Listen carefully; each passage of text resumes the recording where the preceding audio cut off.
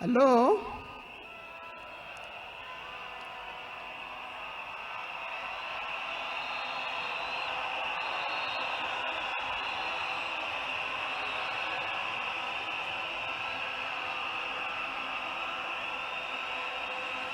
Thank you.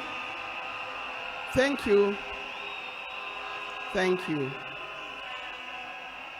To His Excellency, the President of the Republic of Kenya, His Excellency William Samoei Ruto, and Her Excellency Lady Rachel Ruto, the former President, President Uhuru Kenyatta,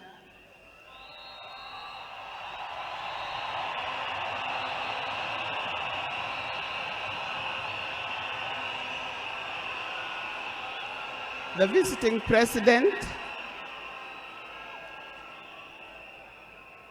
president, past and present, the deputy presidents, all distinguished guests, ladies and gentlemen, and watu wetu wa Kenya kwa jumla, hamjambo. Today is a very unique day. It is not every day that I would be standing here to say something to the nation and to the world about my dear husband, Raila Amolo Odinga.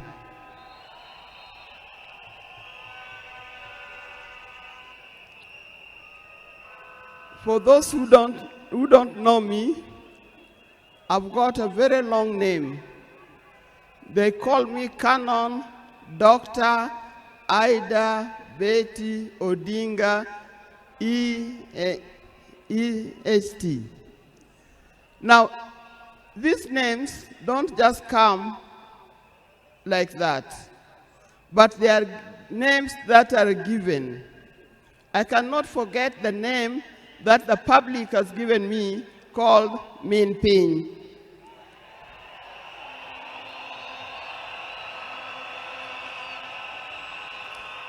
That name is a very heavy name because it is a name that puts a lot of responsibility to the owner of that name. I'm also gotten the name of Peace Ambassador. And for that reason, even before I say something else, I'd like to say something about peace. One thing that I know that Raila stood for, and he keep on repeating, is that we need peace in our nation, we need peace in our homes. And peace will not survive in a situation, in a chaotic situation.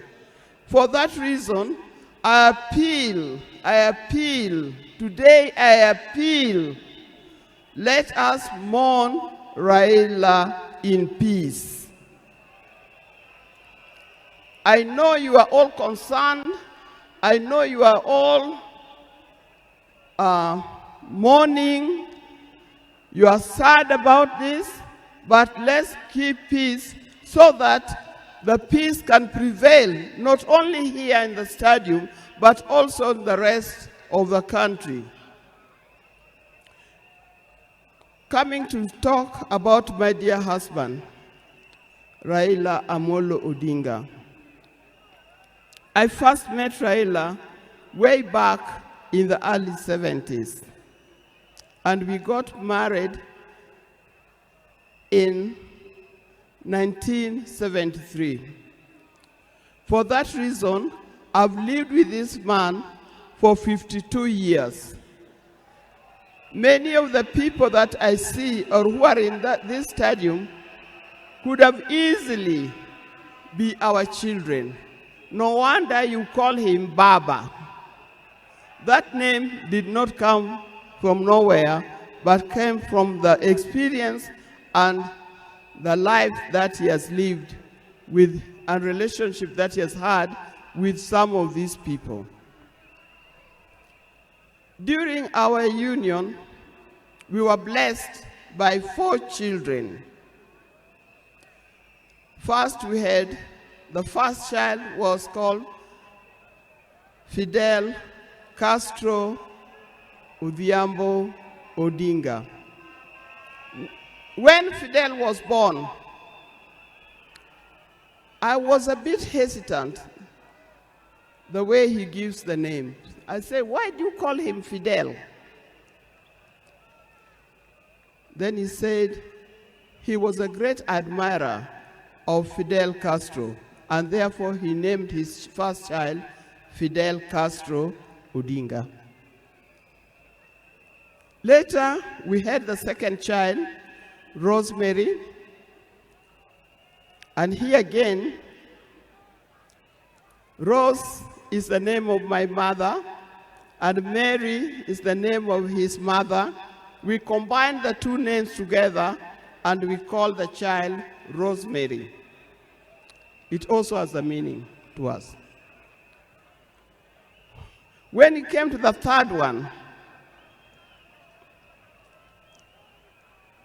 and he named after his best friend and his cousin called Raila, with whom they shared the name. So we ended up with Raila Odinga. Last, there was a big gap, and I'll explain to you. Last came the 4th child. The 4th child,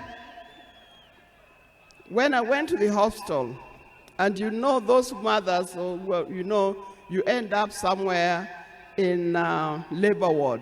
And I was watching the television. And on the television, that's the time when Nelson Mandela had come out of prison. It was he's been there for 27 years. Raila also had been in prison, but that's not why we named her Winnie.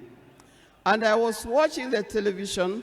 I could see Nelson Mandela and Winnie Mandela holding hands as Mandela walked out of the gates of the prison. By then, I didn't know what kind of child I was going to get. But then I said, if it's a boy, we'll name him Wilson Mandela. But if it's a girl, will be Winnie Mandela. And therefore, Winnie Mandela arrived. And that's the 4th child. I see when you look at this naming of the children, I know these days you can name your child anything that you want, but I'll appeal to those who are still having babies. Give your child a meaningful name, because you name them people you never saw, you never heard of, simply because it saw the name written somewhere. There's nothing wrong with giving our children the names of the people who in our lives we think are the heroes. Our life was not smooth life. Just like any other family, there's been ups and downs. But as we continue living together, we've learned how to cope, because we all have weaknesses and strengths. We learned to talk straight to one another. We learned to speak the truth, and we learned to forgive and move on. Now, that forgiving spirit was not only in the home, but is something that he has spread to the Kenyan. You've seen how many times he has tried in the elections, but that forgiveness is paramount. So please don't carry grudges from one generation to another and from one group to another. We are all Kenyans, We are all Kenyans. We are sisters and brothers. We must learn to forgive easily and build together Kenya.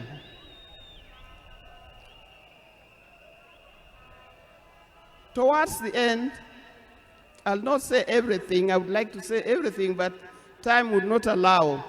And a span of 52 years is not a short time. I hope that when I get another opportunity on Sunday, I'll be able to say more. But one thing that he kept on repeating to me is that we must urge Kenyans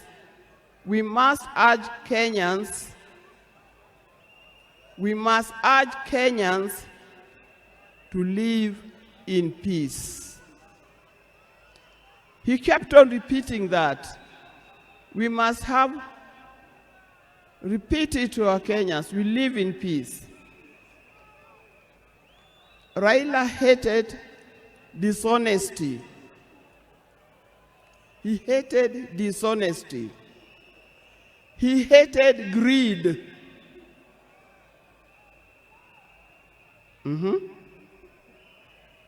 The greed that have affected the main fabric of our society. The greed that leads to stealing from the public coffers. The greed that leads to corruptions. That's the kind of thing that Raila would not have liked to see. So, you people, you Kenyans, I'll tell you more. But I thank you, those who have come and those who are watching us from other places. I thank you for standing with this family. I thank you for being here for us. And I thank you for helping us to mourn Raila. May his soul lie in eternal peace. And for the people of Kenya, I wish you well, thank you, and may God bless you. Thank you.